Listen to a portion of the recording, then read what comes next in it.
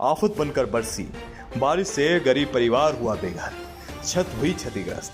जहां एक और 2 दिन से रुड़की क्षेत्र में हो रही बरसात से लोगों को गर्मी से राहत मिल रही है, तो वहीं मंगलौर में ये बरसात एक परिवार पर आफत बनकर बरसी है। आपको बता दें कि मंगलौर के ब्राह्मण मोहल्ले में एक गरीब परिवार निवास करता है। ये परिवार बेहद मुश्किल से अपनी आजीविका चला रहा है, तो वहीं इस गरीब परिवार पर यह बारिश आफत बनकर बरसी है। इस बरसात में इस परिवार के घर की छत पूरी तरह क्षतिग्रस्त हो चुकी है। गनीमत रही कि जिस समय यह हादसा हुआ उस समय छत के नीचे कोई नहीं था। कच्ची छत से बना ये मकान बरसात के दिनों में टपकने लगता है।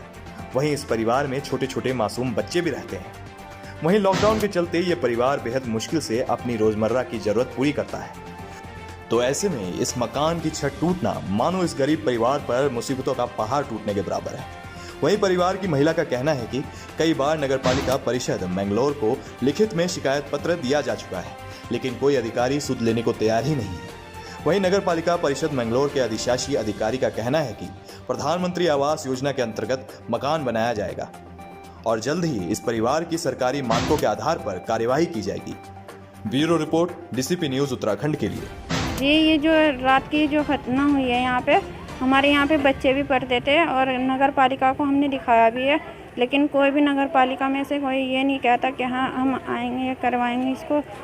कभी भी देख के गए तो ये कह के चले गए कि हाँ हम देखेंगे, आपका काम भी करवाएंगे, लेकिन कोई लारे दे के सब चले जाए, कोई नहीं देखता। वहाँ पे हमारे बच्चे पढ़ते हैं और हमारी चारपाई भी डलती है। और ये तो अच्छा हुआ किसी मौके से कि हमारे बच्चे नहीं पढ़े। वो जैसे लिख के लाइट नहीं आ रही थी, हमने चारपाई बाहर निकाल के डाल ली, वरना ये बच्चे हमारे यहाँ पे हमारे पर भी गिर सकती थी।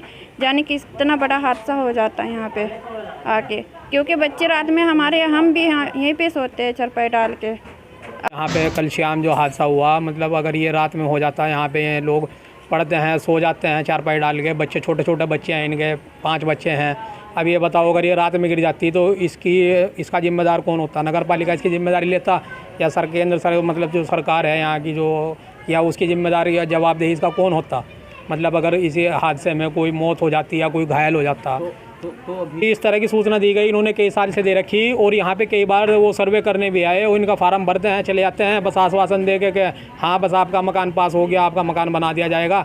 ये बराबर में 2 मकान भी हैं, ये भी ऐसे ही हो रहे हैं और साथ में एक मकान ये आपका ये गिर गया और वो गिरने की कगार पे हैं। उनमें भी कब हादसा हो जाए कोई कुछ कहा नहीं जा सकता। बाकी बस यही है, चाहे वो मतलब पार्षद हो या चेयरमैन हो, बस एक आश्वासन है। देखिए, उनका मकान प्रधानमंत्री आवास योजना में पास है और लगभग 1 सप्ताह पूर्व ही वहाँ की जियो टैगिंग इत्यादि की कार्रवाई हुई है। तो जितने भी लाभार्थियों का पास हुआ है लगभग 400 के आसपास, तो इनका सबकी पहली किस्त कुछ दिन में ही जारी हो जाएगी, जियो टैगिंग की कार्रवाई होने के पूर्ण होने के पश्चात सभी की। अब तक इसमें देखिए जिला स्तर पर इस तरीके की आपदा के लिए व्यवस्थाएं हैं, उनमें जो भी सुविधाएं प्रदान की जा सकती है नगर पालिका उन्हें उपलब्ध कराने की कोशिश करेगी।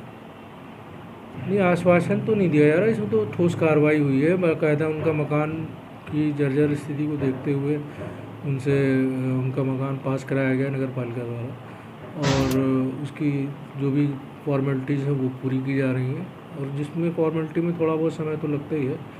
तो जियो टैगिंग इत्यादि हो चुकी है और प्रथम किस्त भी जल्दी जारी हो जाएगी।